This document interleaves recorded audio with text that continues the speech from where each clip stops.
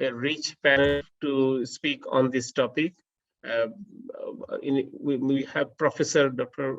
Vikash Roy Bhatnagar and the Madam Almira Joy and Dr. Maria Cristina M. Adelia and Madam Mamsi Machinini Nadalinia. So we, at the first speaker, we have Professor Dr. Vikash Roy Bhatnagar, who is uh, going to speak on employing local systematic intervention for evolving a transformational organizational strategy, action research in an Indian business school. So Dr.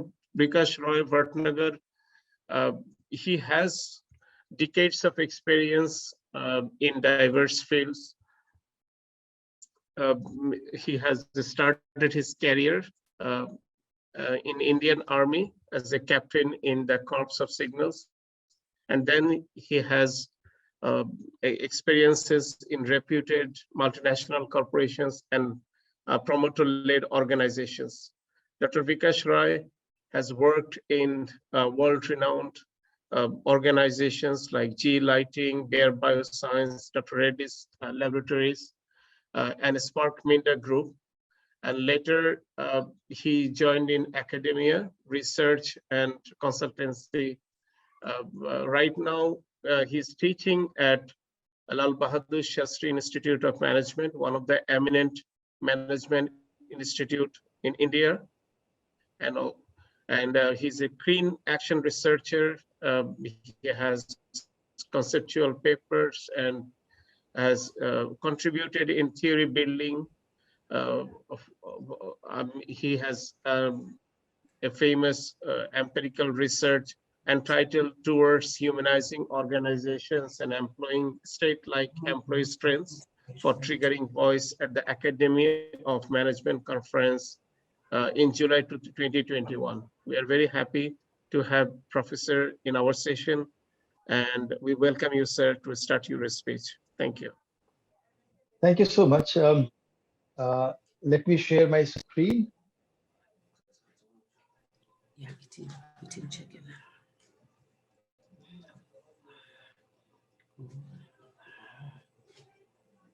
So it is my pleasure to make a presentation on an action research which has been carried out in an Indian organization, the diagnosis of it, intervention, leading to transformation of that Indian business school. My whole effort would be to distill the principles of the action research so that the principles are transportable to other business schools and other organizations. Now, this is a paper which got published in the Systemic Practice and Action Research Journal and ABDC B category journal, and I would be sharing some of the key insights from this particular paper. Now, before that, a word on action research. The aim of action research is to bring about positive changes in the organization. It takes research problems from the practice, and the outcomes of action research are positive change in the organization. It is knowledge creation, and it also has emancipatory aims. It transforms the people who are engaged in that particular project. The flow of my presentation is going to be as follows. Firstly, I'll just talk briefly about the context. Thereafter, it would be the local systemic intervention, that is the broad framework on which I would be operating. And I would be looking at the critical review phase, wherein the Churchman criteria of whether an entity is a system or not, and then Stafford Beer's viable systems model would be looked at, whether this particular system of the business school is viable or not. And if it is not viable, what are the causes for it? So we look at two theories regarding that. And then in the problem solving mode, we employ the liberating systems theory. And it has got four phases, four aspects which have to be looked into. the design, the process improvement, the deploying of the vision and the academic excellence. And thereafter, in the critical reflection mode, I look at some of the insights, what makes successful entrepreneurship, how loyalty can be disloyal, the principle of equifinality, and some of the leadership principles from the Bhagavad Gita. Now, if you look into the context, 93% students graduating from around 5,500 business schools in India are unemployable. Now, this is a report by an industry body, SHM, of 1916. Now, many business schools are closing down because of being non-viable, and there are others around 120 which are contemplating closure. Now, famous research evidence from Robert Avery, the Cornell economist, states that 70% businesses fail in the second generation, 88 in the third, and 97 in the fourth generation. Therefore, the whole strategy of a business school, if it is promoter-led, has to be very consciously designed. Now, this makes the study of business schools extremely compelling.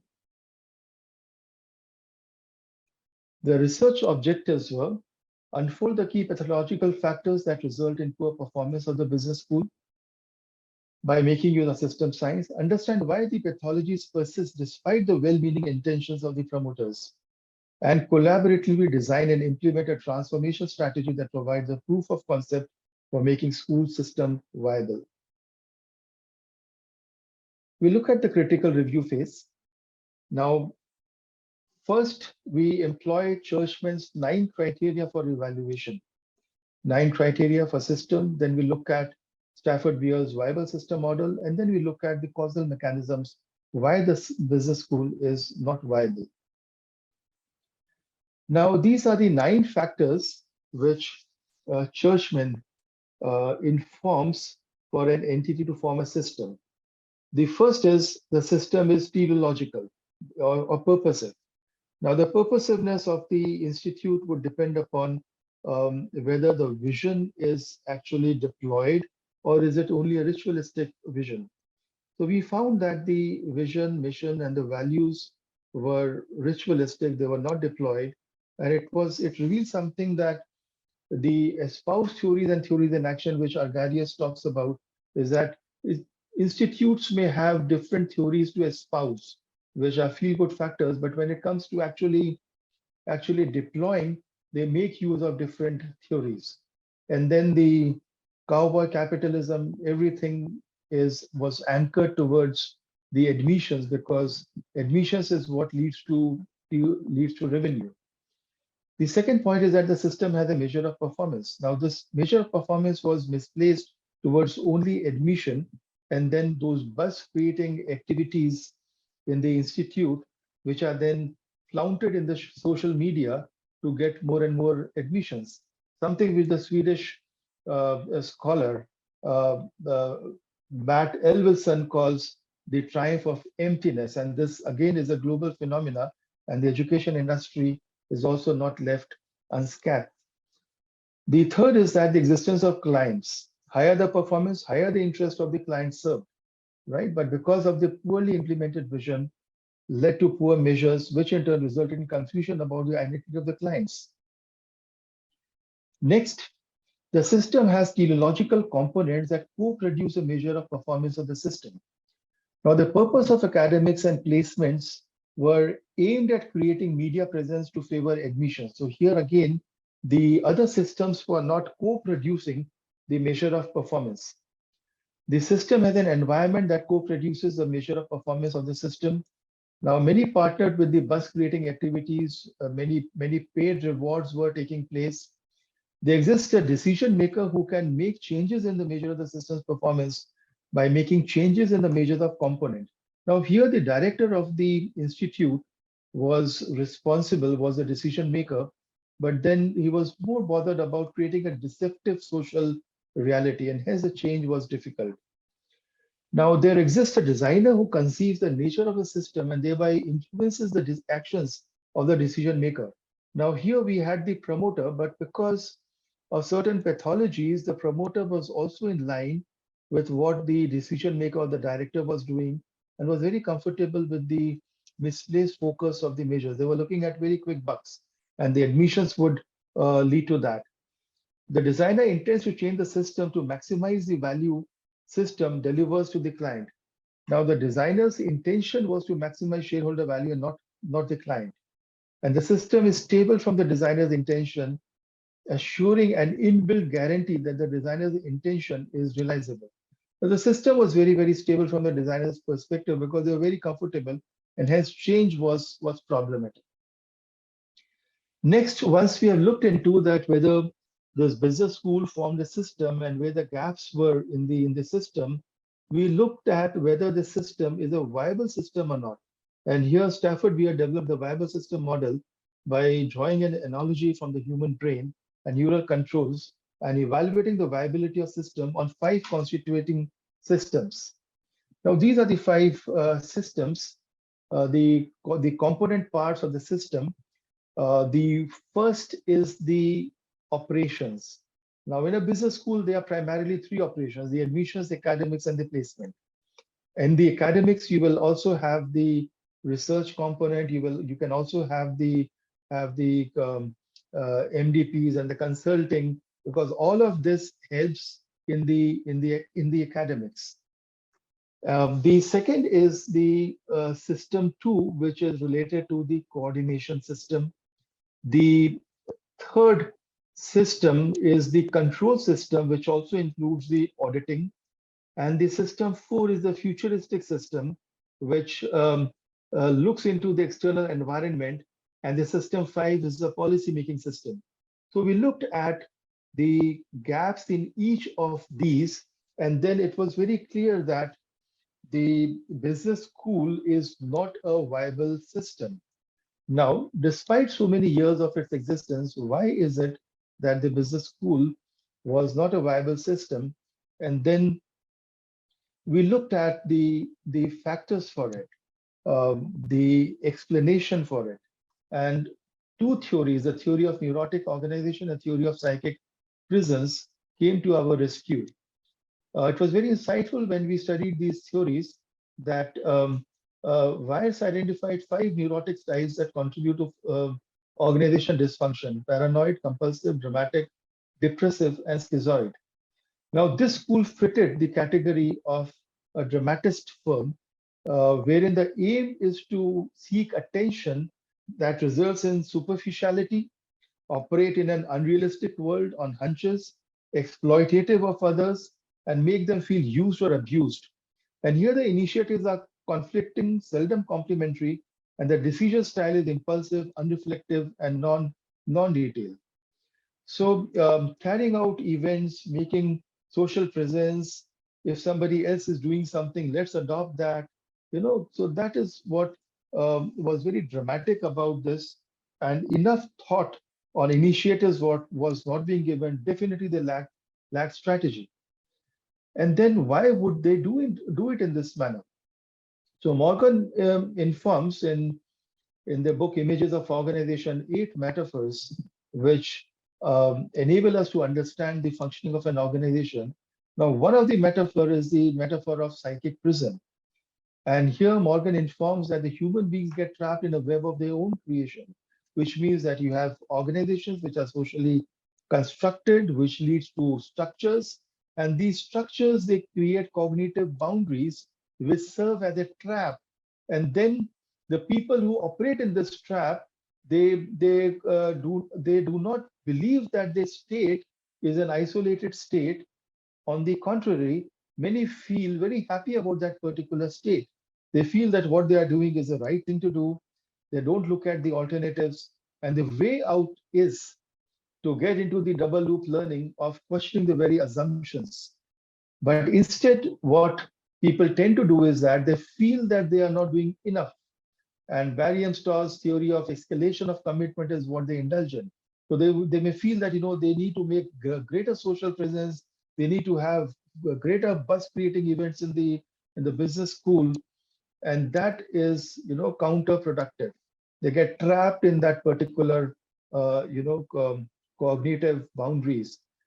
Now the system, knowledge, experience of system 5 of the VSM assumes importance over here. The viable system model, system 5 has to do with the policies, right? So that is what needs to be activated.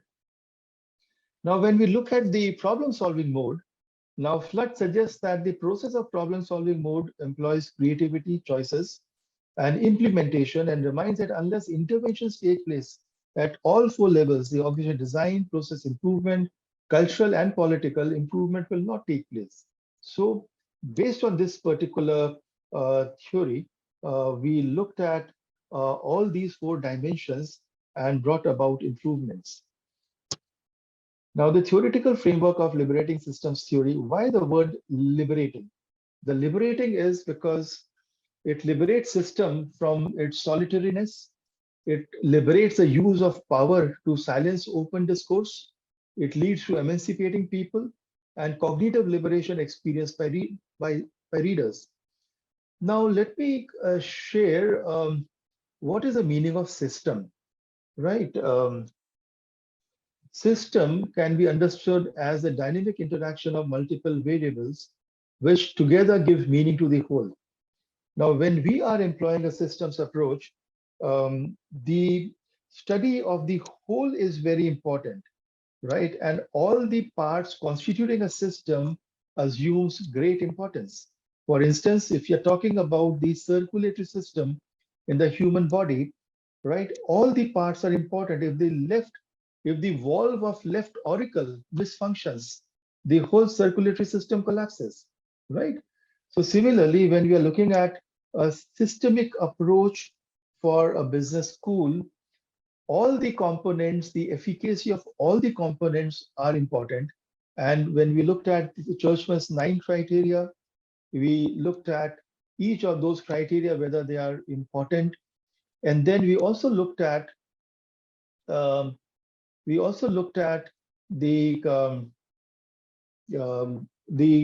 whether the system is viable or not.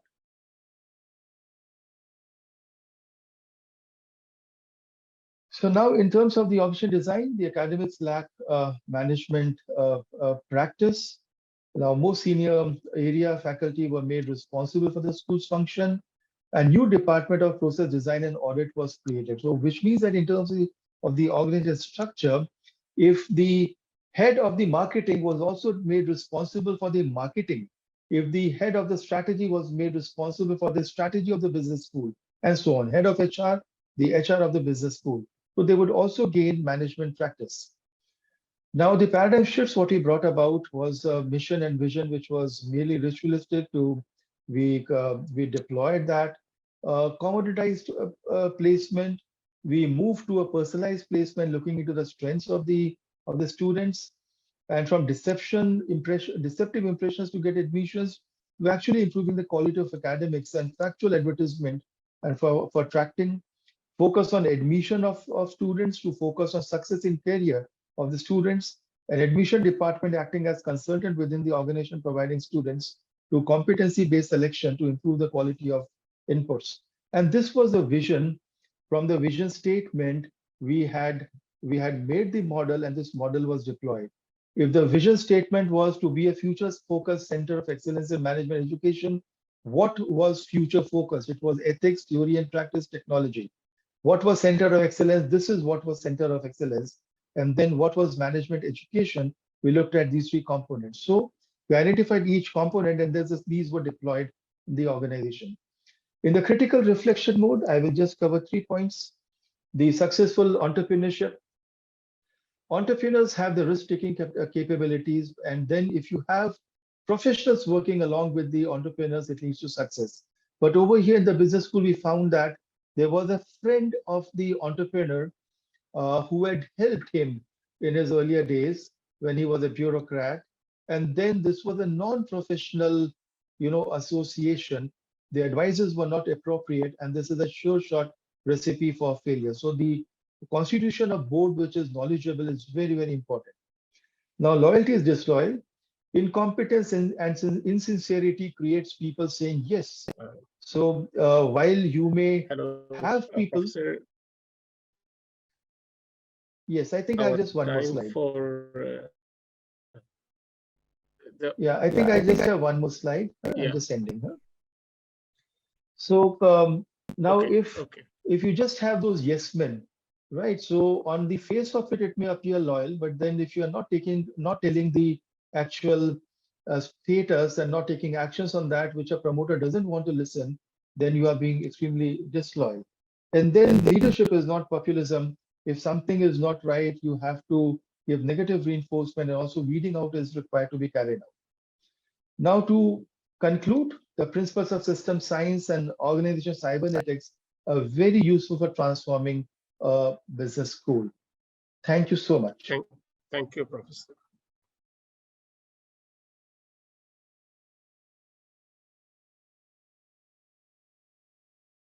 If there are any questions now, I would be happy to take.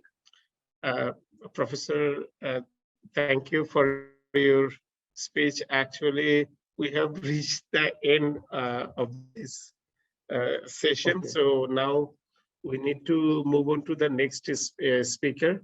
And then in the end of the session, if we still find some questions, we can address it to sure. all the, the concerned speakers. So for our second speaker, we have Madam Almira Joy. She is presenting on 10 key points in achieving institutional effectiveness for transformational education. Madam Almira Joy, she has a teaching career. She is working as a full-time instructor at uh, Concepcion Holy Cross College and also as a part-time lecturer at Turlock State University. In college, she was an active student leader in Turlock State University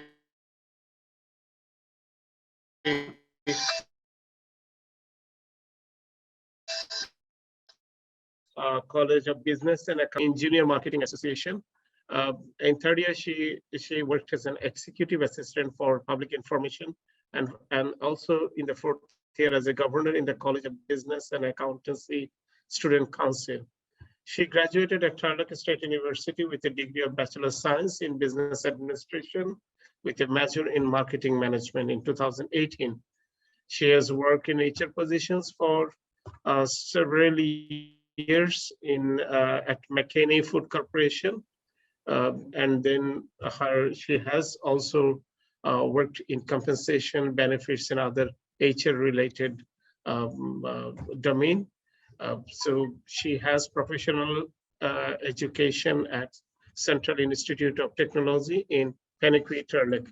Madam Almira Joy, we welcome you to this session, and it's over to you now, please. Okay, good evening. Since it's already almost midnight here, so I'll be sharing my slide.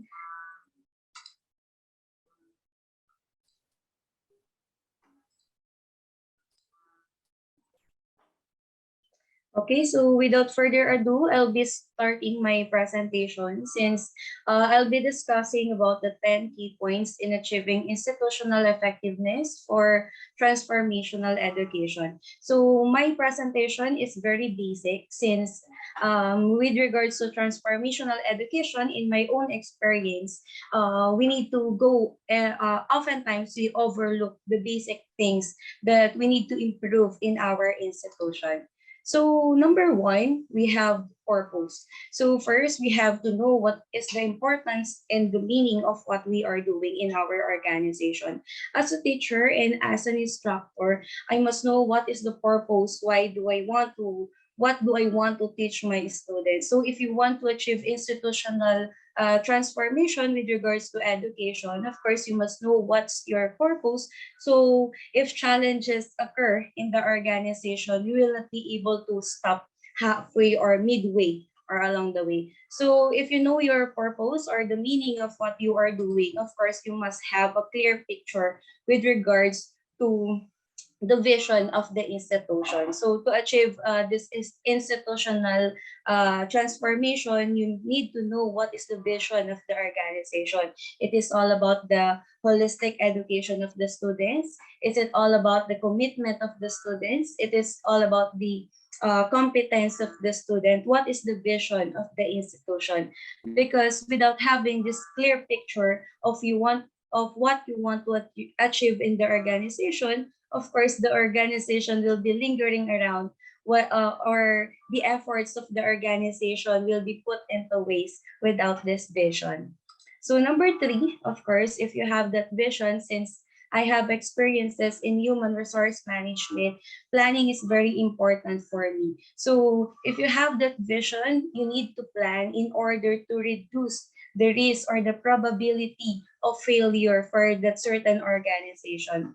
Having a plan means you are lessening or lowering the failure of the organization, which means you have a clear goals and objectives with regards to your organization. And transformation is very difficult since goals, objectives, and systems are already established in each institution. So if you want to transform something, you must create an impact and you must create a new plan for the organization. That's why planning is very important, since there is a new generation already of a new youth or a new generation of new students, especially here in the Philippines, since we have a large population. You need to plan, and lesson planning is very important for us instructors, for us to know what are the objectives of the organization and how we will going to put actions into these objectives.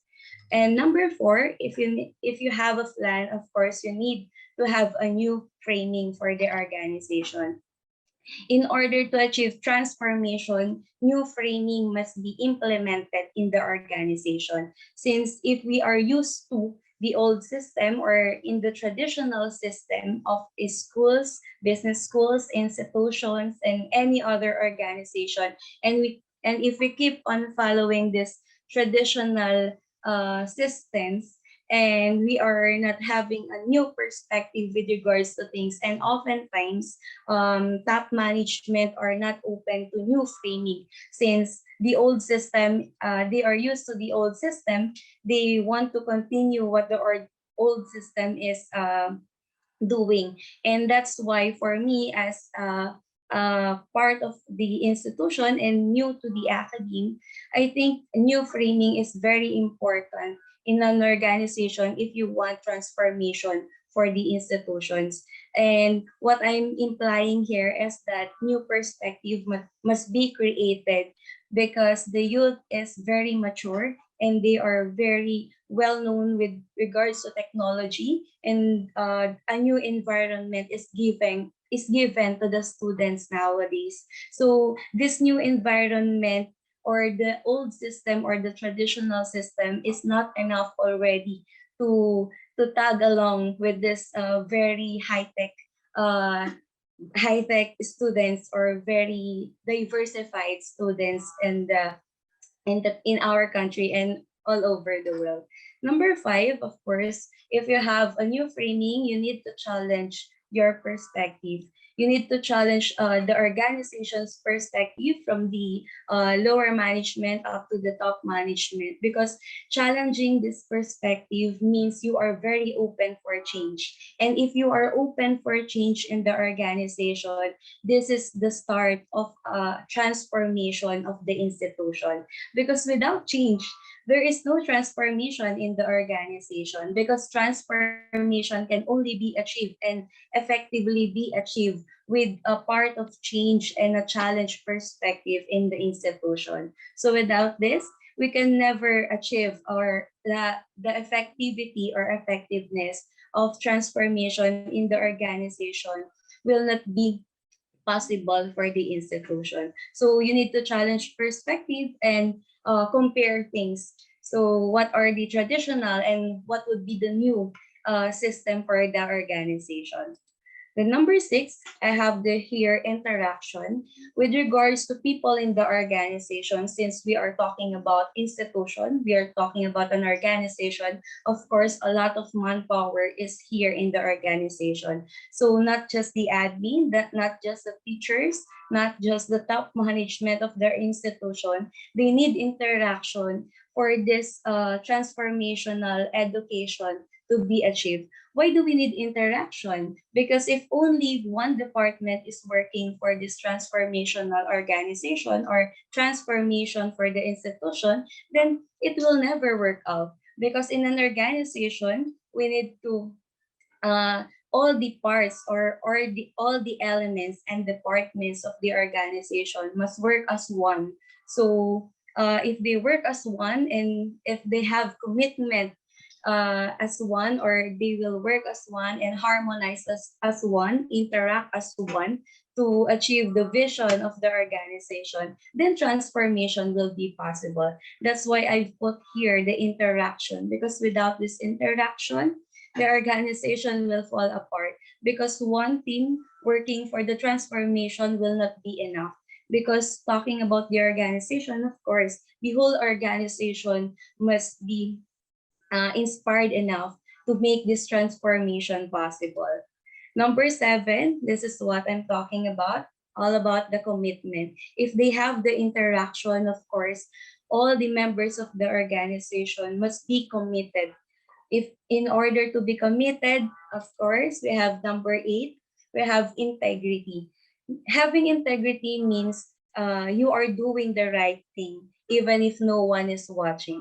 And for me, as a student leader and as a leader at my age, the core value of integrity lies within me, that even no one is watching me in a workplace or even in the office, I should always do what my job is. I must always do what I am expected, or what are expected to be done in the organization. And if you have integrity, of course, you are committed. Going back to the number 7, you are committed to the work you do in the organization. And having integrity, if your coworkers see that you are always doing the right thing in the organization, of course, it will build trust along the organization, that they can trust you with whatever work the organization is giving you. And this trust, of course, will start the transformation in the organization, because if all the members of the organization trust each other that they are doing their own kind of work in the organization, then the organization or the effectivity of this transformational education would be possible. And number 9, empathy. I emphasize empathy here as the ability to understand and share of the feelings of sorry the feelings of your co-workers or one another in the organization, because nowadays emotion is very powerful when it comes to organization. Emotion is what triggers a person to do his or her best. Emotion is what triggers a person to do better in the organization. And as a leader, having empathy to your employees, to your coworkers, and knowing that they are appreciated at all times is very important for me. So after this integrity, of course, if you trust them, you must have empathy for them and understand their feelings, because not only knowledge is important nowadays, but of course the feelings and the way you interact with your coworkers and the whole organization is very important. And number 10, exploration. So in order to achieve this organization transformation, you need to explore. And with regards to exploration, you need to benchmark what are the best ways to achieve this organization transformation. What are the strategies that you can make, or what are the researches that can help you to achieve this organization transformation through education. So these 10 key factors will help an organization to achieve the effectivity of its transformation, because without this 10 that I've created in my own experiences, the transformation will not be possible for this organization. In summary, these 10 key factors will help the organization to achieve holistic or whole institutional effectiveness. Transformation is what our education needs, because as the new generations come along, new ways and new information must be gained for them to tag along with the new environment. Because um, the old strategies and the traditional ways of teaching the students, of having those materials of teaching them, will not be enough nowadays because of diversification and because of high technology. So the characteristic of this new environment includes encouraging the students to have a reflection and learn how to share their emotions. The effectivity relies on the whole institution, how they will deliver the transformation in the organization. While the institution relies on the people within the organization to create this impact. So the best way to have this transformation, of course, it relies on the organization or the people in the organization to create this impact, because this impact is the beginning of this transformation. I think that would be all. Thank you. Thank you for having me. I hope you learned something from this 10 key points I'm giving you. Thank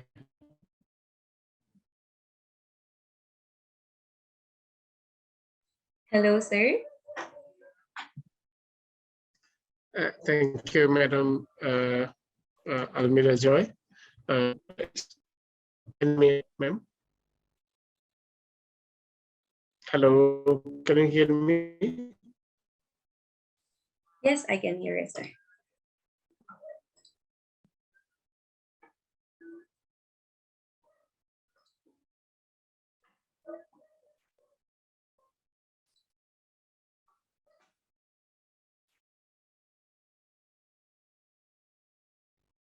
Okay, so since we have a few minutes, so in a KPI system for performing for appraising the teacher's performance, how do you count that impact in the teacher's performance indicators? Hello, sorry. Sorry, can you repeat the question?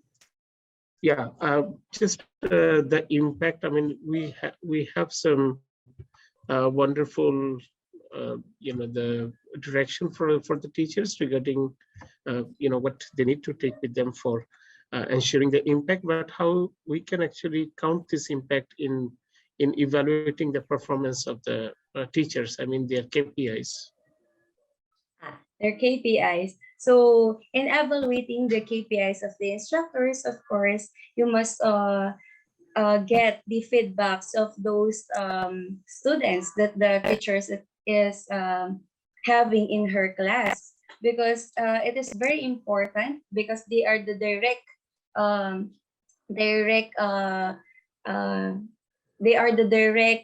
indicators of what the teacher is giving them. So you first you must get the performance of the teachers, and of course having the planned lesson of the teachers, and what are the objectives of these teachers in giving or in indicating their lessons in their classroom. What are the activities that are given in the class? What are the objectives of these activities? What are the mode of the exams and the objectives of this mode of exams they are giving? Since some teachers are not also clear with the objectives of what we are doing in the classroom, right? So we must have first the feedback of the students, and afterwards, the teacher must be what they call this, the teacher must be checked by her superior, of course, with regards to this lesson plans, with regards to the modules she is giving with the students. From time to time, a check,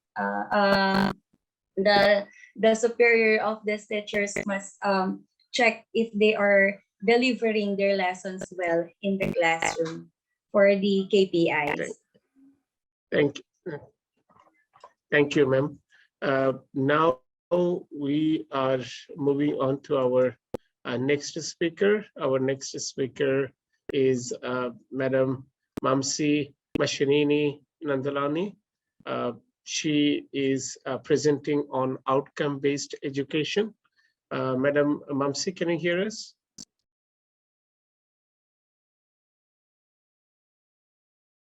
Madam Mamsi, can you hear us? Could you please unmute your microphone, madam?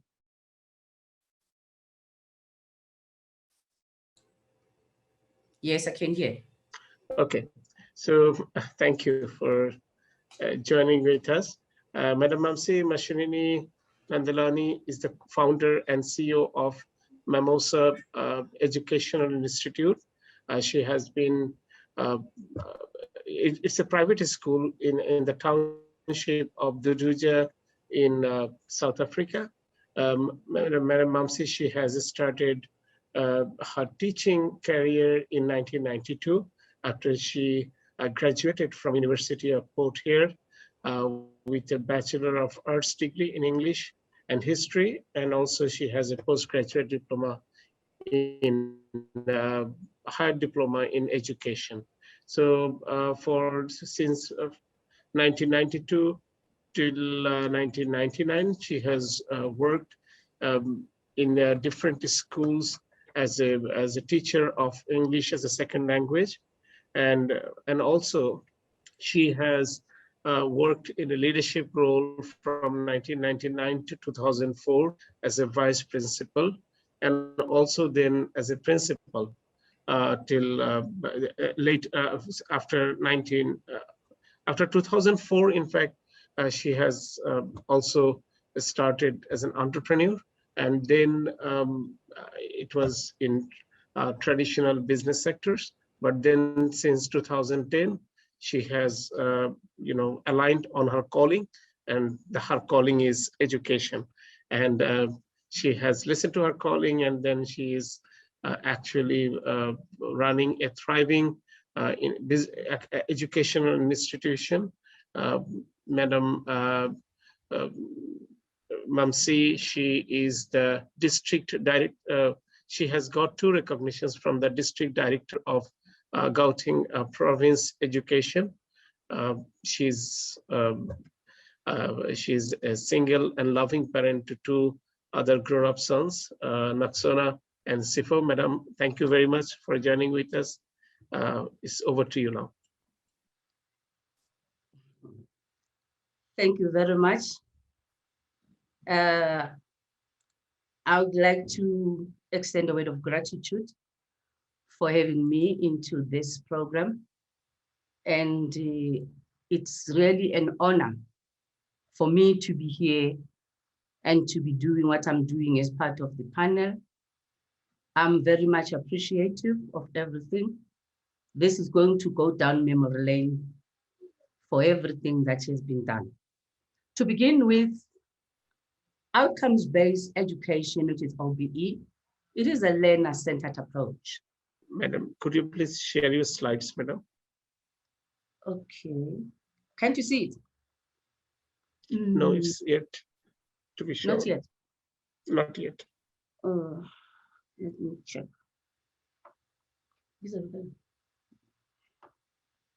Let me check. I said share.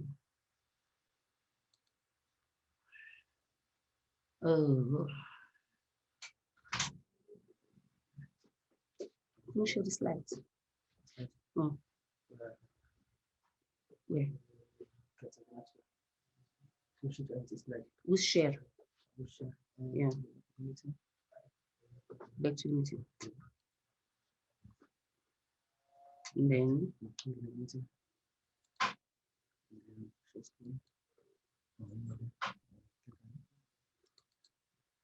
can you see it now? Yes, it's starting yet to. Yes, can you put it in the presentation mode, ma'am? Yeah.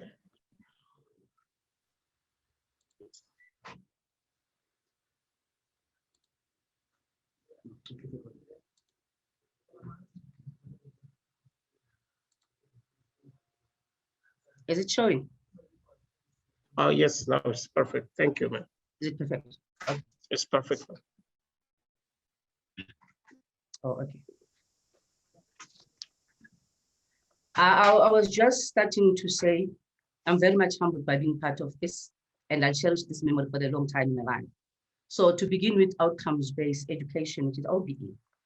This is a learner-centered approach, which only focuses on an individual, more especially it focuses on learners. What the learners need, not what the educators want the learners to know. But then what happens is that, I'm having a problem here. Oh, sorry. There's some, I'm encountering problems with my slide. Oh. Okay. Mm-hmm.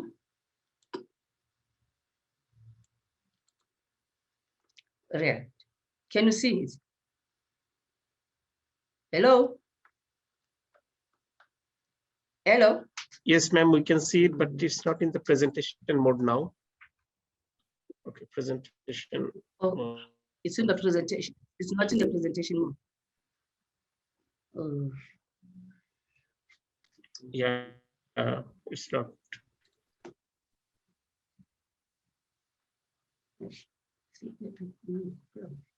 Okay, yeah, now it's in a presentation mode. Now it's ready for presentation.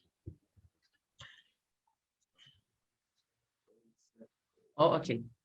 So OBE is a learner-centered approach with an emphasis on what the learner should know and not what the teacher wants.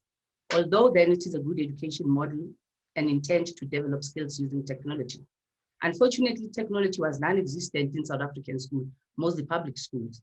So for this factor, it was not also well received by educators who were supposed to be the drivers in the implementation of OBE. So on that note, it then was not a success. It couldn't take off. So on that note, kindly now allow me not to focus on OBE, since it's no longer within the context of South Africa, and it has no relevance of its successes that you can quote from our country. So now my focus will be on the definition, defining and achieving institutional effectiveness for educational transformation. As it is now, South Africa, just like any other country, is facing challenges. So in the whole world, there's problems of climate change, a worrying trend of graduates that cannot find employment, social conflict, and a failing education system. Social conflict in South Africa, more especially high crime rate that is happening. So many people being killed, so many people being kidnapped, girl trafficking, also gender-based violence.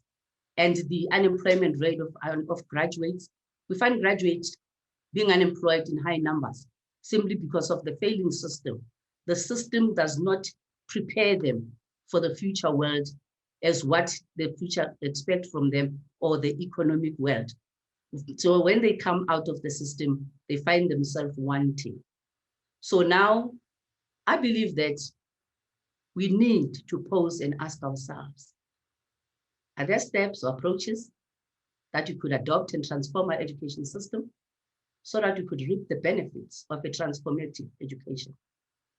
And we also need to ask ourselves another question, as how do we go about achieving that?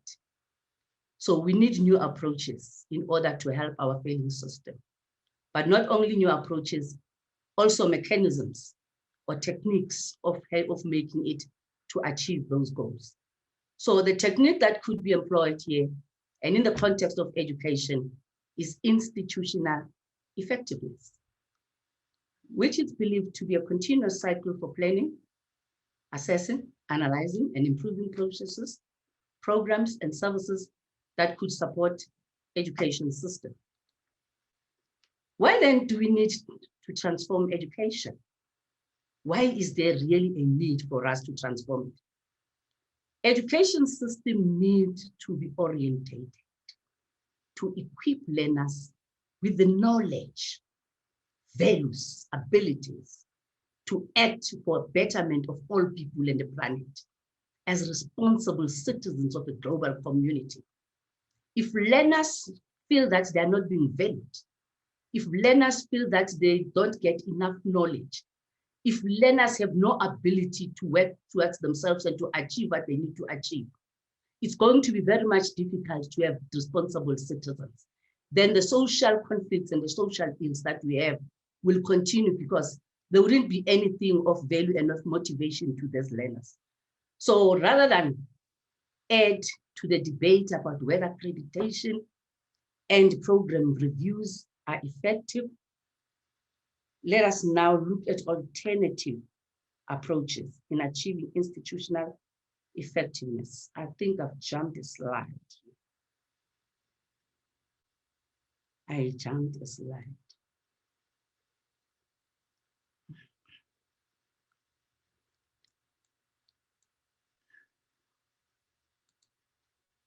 Sorry.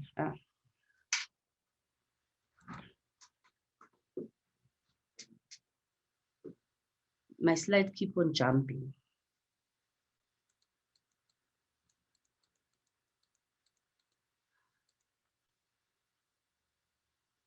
We're done here. Okay. And rather than add to the debate,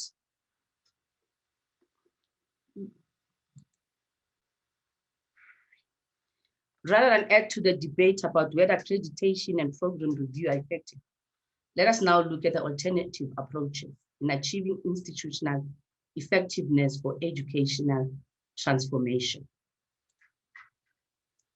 There are drivers of institutional change. Currently, the country's education system relies heavily on programs, reviews, and re-accreditation processes. The two are used to drive institutional effectiveness, with program review focusing on the use of evaluation, of assessment results. These inform decision-making and strategic planning. But both approaches have been subjected to withering criticism from various stakeholders. Perhaps then we need to ask ourselves this question, that if institutional effectiveness does not work properly, if program reviews, it's not working for us in order to change our educational system, and re-accreditation of programs that are outdated. So now we need to ask ourselves another question. Why should we achieve institutional effectiveness? My propositions approach that might embolden institutions to take meaningful steps towards improving educational quality, promoting equity, and enhancing student outcome. When we improve education quality and promote equity, it will be very much easier for student outcome to be reached, because whatever we'll be focusing on, it will be on the future of the students, what they need to achieve, not what we want them to achieve. And a quality education will also help in that everybody will get the same education, not that like in South Africa, that as it happens, that you find that in other areas, other sectors of other people, they get a better education, while others get a lesser education due to the factors of what happened in the past. So an approach that could also transform education and enhance the quality of teaching and learning, which should be geared towards motivating and empowering happy and healthy learners to make informed decisions and actions at the individual, community, and global level. If learners are motivated, if teaching and learning is of quality, if learners feel that they are being empowered, we are going to have happy and a healthy community. Healthy community and at a healthy global level. When we have a healthy community, it would mean most of the social ills that we have, we never had. Most of the graduates that are not employed will be able to be allocated some jobs. There won't be a need of gender-based violence that is happening. There won't be a need of any child trafficking or child labor for that matter, but only if we have an education that has been transformed. So other propositions could be, learners must engage the world and find coherence between the worlds they experience in the school and the worlds we all wish to build outside. Sometimes you find that there's a vast difference between what is happening inside the classroom and what is happening outside. So what we prepare them inside the classroom becomes very much different from what is being done outside.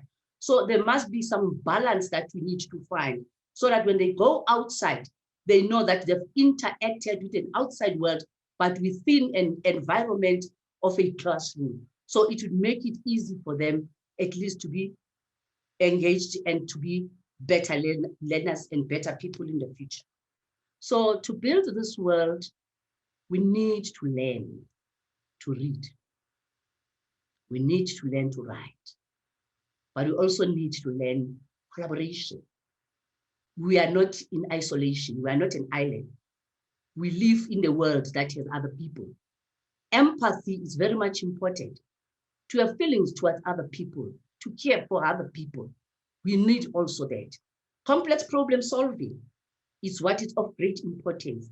We also need to connect to human beings, but not only connect to human beings, but also we need to connect to the nature, because sometimes we lose out on the nature and then end up messing up the very same nature, the very same globe that we have to live in without using better things for greening. So education can only be transformative when students feel valued, when they feel acknowledged, when they feel safe, and are included in the learning community as full and active members. If I, as a student, I feel that I'm being valued, my input is being taken into consideration, I'm being respected, and I'm in a safe environment, then it will be much easier for me to behave and to interact and to participate actively within the community.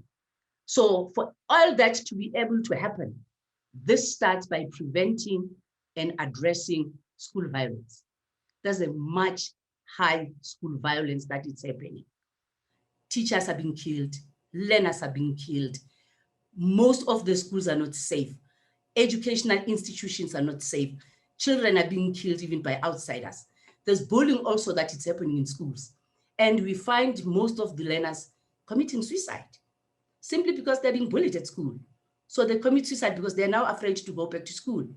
As for gender-based violence, it's very rife. Women are brutalized. Women are killed. Women are abused by their partners, by their husband, by any other, even at work. They're being abused socially, they're being abused financially, they're being abused sexually. So gender-based violence is the worst thing that is happening in our country, as well as health and gender-related discrimination. People are still being discriminated against health. Those who are more healthier, they get better positions. Those who are not more healthier or are seen as being disabled, they're not that much recognized. It's in the constitution, but practically it's not yet happening properly. And gender-related issues, whereby when people choose to be of a certain gender, like LGBTQA+, those are the people that are being discriminated against. They're also being killed in our communities because they are being seen as being a curse to the community. Education now there's related to discrimination. Okay, teachers are expected to transform their teaching.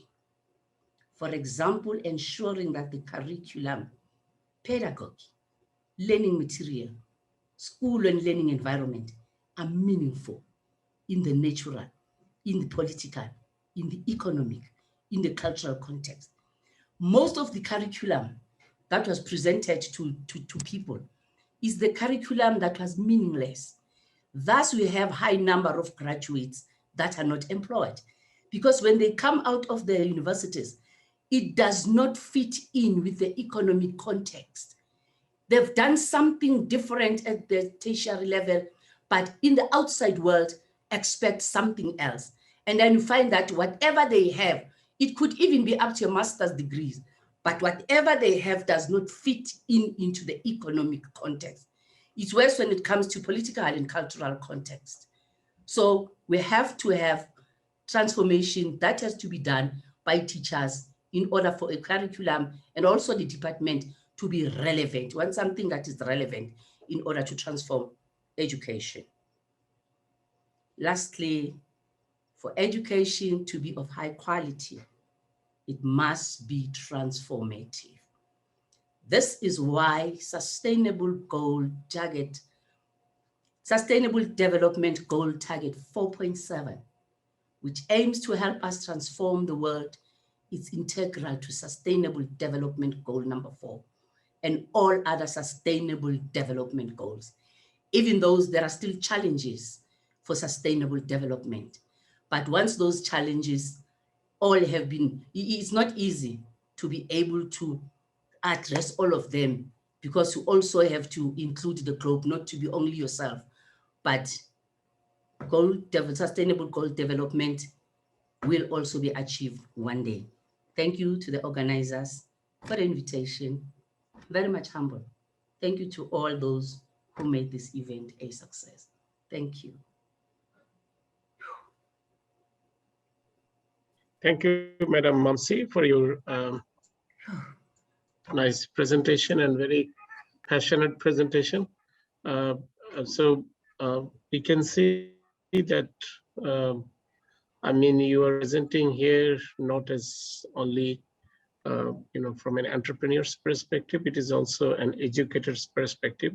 So I'm just, interested to know that, I mean, just in most of us, we are presenting, who are presenting here are coming from Asian context, and it's a different cultural landscape. So when you find education, I mean, to actually run through this cultural conduit, do you find it a challenge to actually contextualize the education, with the cultural, the norms and the challenges, or it's actually, I mean, how do you see that cultural, factors in addressing the global challenges in education?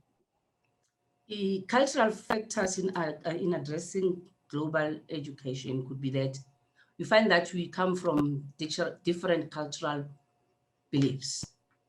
Culture has to deal with norms and standards. It also has to deal with beliefs.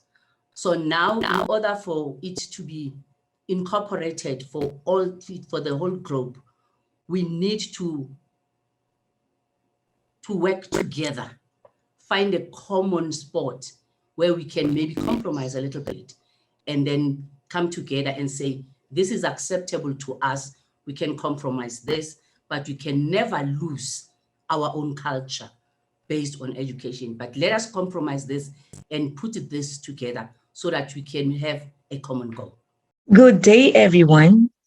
I am Dr. Maria Cristina M. Adalia, presenting my paper entitled The Tripartite Functions and Catholicity of Higher Education Institutions in the Archdiocese of Lipa, with my co-author, Dr. Randy M. Bah.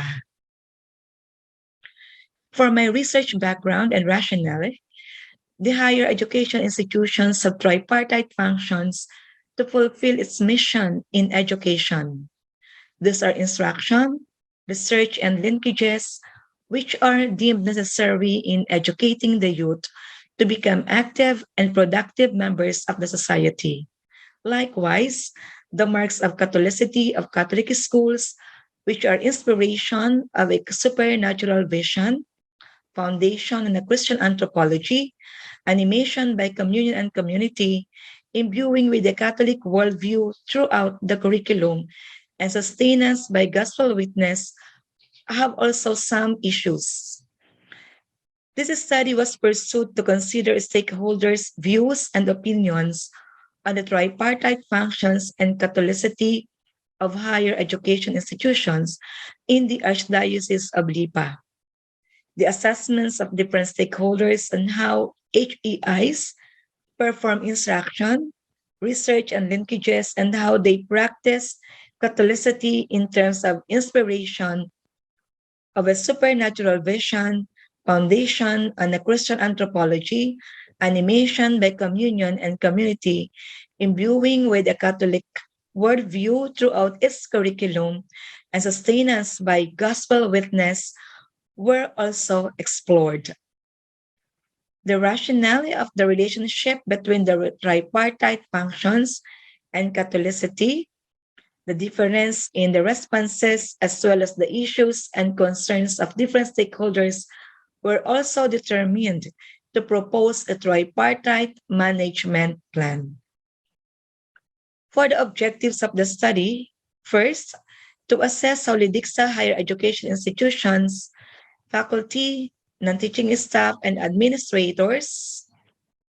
Second, to determine the extent of HEI's Catholicity practices relative to inspiration of a supernatural vision, foundation on a Christian anthropology, animation by communion, and community, imbuing with a Catholic worldview throughout its curriculum, and sustenance by gospel witness.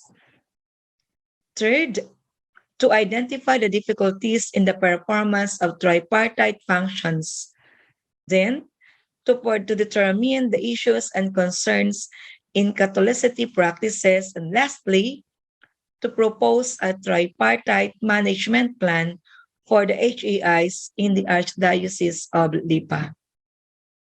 For the key literatures, first is the higher education institutions in the Archdiocese of Lipa. It is an organization of private Catholic schools. The principal objective of the organization is focused on deepening the religious instruction given to students in Catholic schools.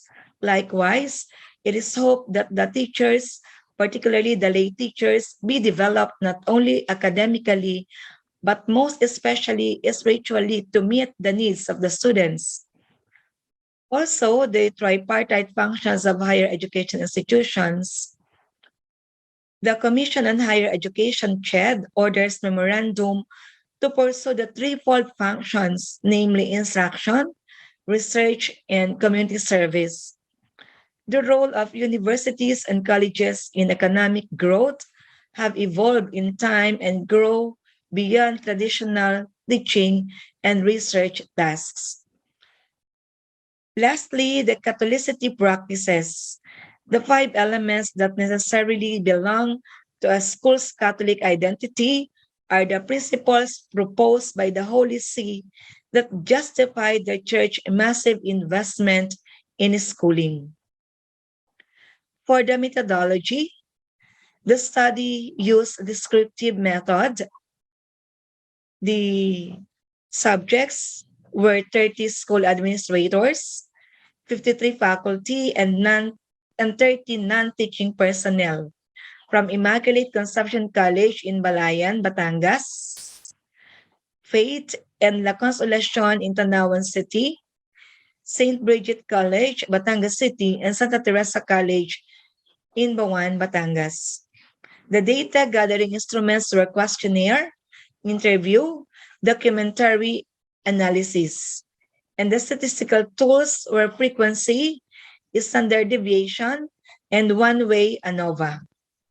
For the findings of the study, for instruction, the instruction in Catholic higher education institution is performed to a great extent as sustained by an overall composite mean 3.53 interpreted as great extent as distributed from the following: 3.47 interpreted as moderate extent for the faculty, 3.69 from the non-teaching staff, and 3.54 from the administrators. This finding is explicitly attributed to the faculty. For the research, there is an indication of the weak performance of the research function in Catholic higher education institutions, as reflected by the overall composite mean of 3.26 interpreted to a moderate extent.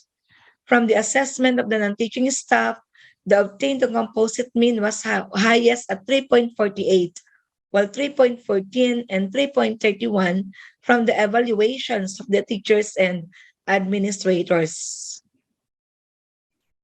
For the linkages, the overall composite mean, which is 3.36, interpreted as a moderate extent, is an indication of an acceptable range of the Catholic higher education institution's performance.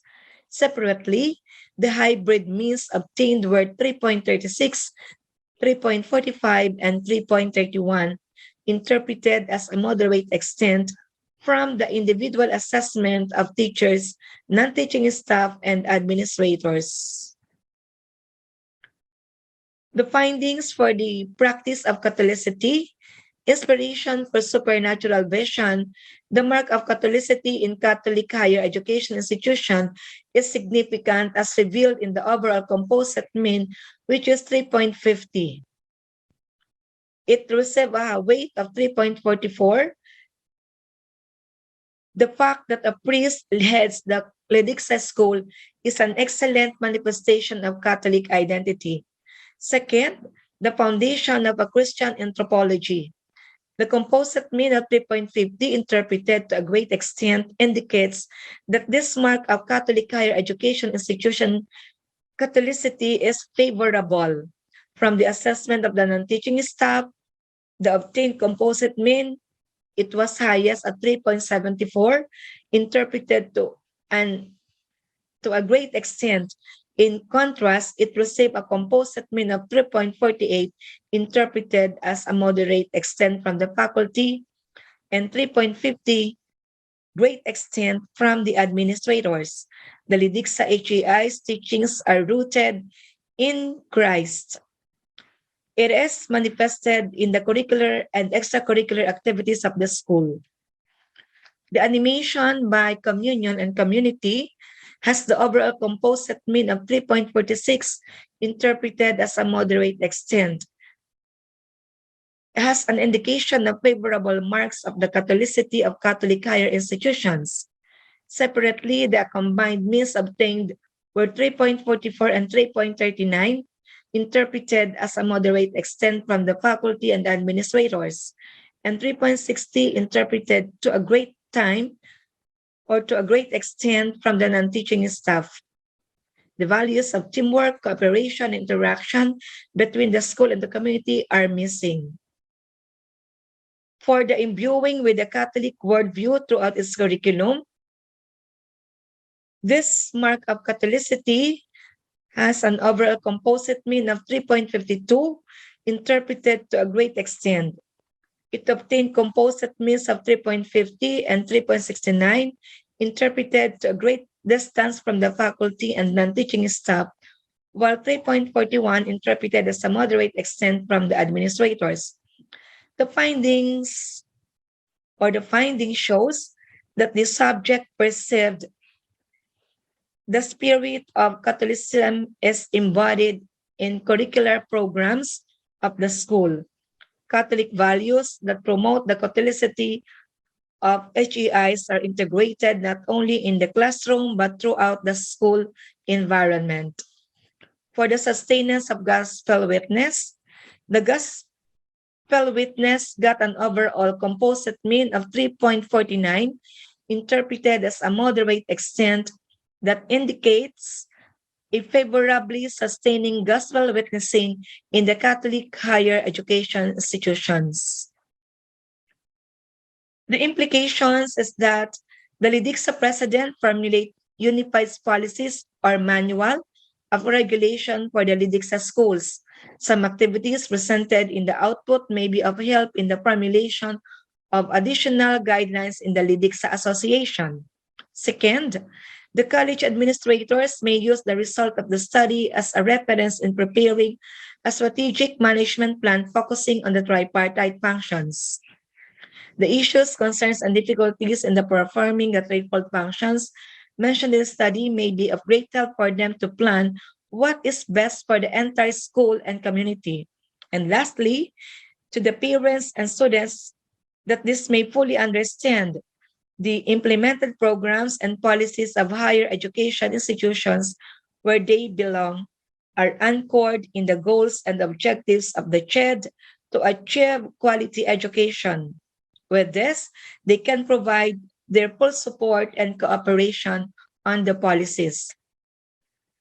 For the conclusions, the performance of the tripartite functions of Lidixa HEIs, namely instruction, research, and linkages, are performed to a moderate extent as assessed by the faculty, non-teaching staff, and administrators. The extent of the catholicity of these HEIs are to a great extent, and the difficulties experienced to perform these functions are availability of instructional materials and facilities and faculty, development program, weak research and linkages policies and programs, and lack of institutional support for this academic undertaking and funding. The top post issues and concerns in Catholicity practices of LIDICSA higher education institutions are in students' active participation in religious practices and activities, additional expenses to RE subjects and religious activities, and gospel witnessing of both teachers and students. Next, this proposed management plan was designed to enhance the current performance instruction, research, and linkages of LIDICSA higher education institutions, as well as the practices of Catholicity. The areas which are rated or ranked low were given priority. The focus on the action plan is towards the strengthening of the faculty functions or the tripartite functions and Catholicity of the LIDICSA HEIs. For the recommendations, to review and validate the proposed management plan by the LIDICSA organization, to approve of the proposed tripartite management plan by the LIDICSA, and to conduct a similar studies that will include the fourth function, which is productivity. So these are the references of the study. So thank you and good day.